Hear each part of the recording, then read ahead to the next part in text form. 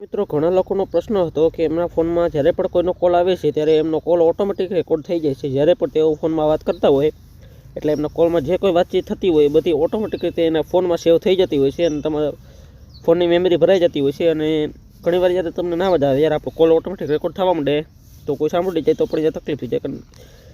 ખાનગી વાતો હોય એ રેકોર્ડ ન થવી જોઈએ। તો ભૂલથી તમે કદાચ એ સેટિંગ ચાલુ કરી દીધી હશે તો હું તમને આજે શીખવાડીશું આ આપણે ઓટોમેટિક કોલ રેકોર્ડિંગને બંધ કેવી રીતે કરવું। મિત્રો તમારા ફોનમાં જ એક સેટિંગ આવે છે જેથી તમે કોલ રેકોર્ડિંગ કરી શકો છો। ઓટોમેટિક કોલ રેકોર્ડિંગનું સેટિંગ આવે છે, કદાચ ભૂલથી તમારાથી એ સેટિંગ ચાલુ થઈ ગયું હશે અથવા તમે જાતે કરાવ્યું હોય દુકાને જઈને અને તમને હવે એમ થતું હોય કે ભાઈ હવે આ નથી કરવું અને એને બંધ કરવું હોય તો એ કઈ રીતે કરવાનું, તો એના માટે આ વિડીયો ખાસ છેલ્લે સુધી જોઈ લેજો। નાનકડો વિડીયો છે, બહુ લાંબો નહીં કરવું।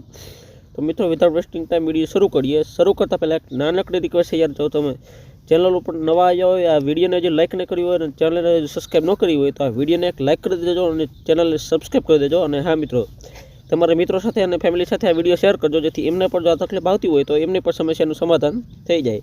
તો મિત્રો ચાલો વિડીયોને શરૂ કરીએ। તો સૌથી પહેલાં તો તમારે જેથી તમે ફોન ડાયલ કરો ને એ ડાયલર પેડને તમારે ઓપન કરવાનું છે, તમારે કીપેડને ઓપન કરવાનું છે।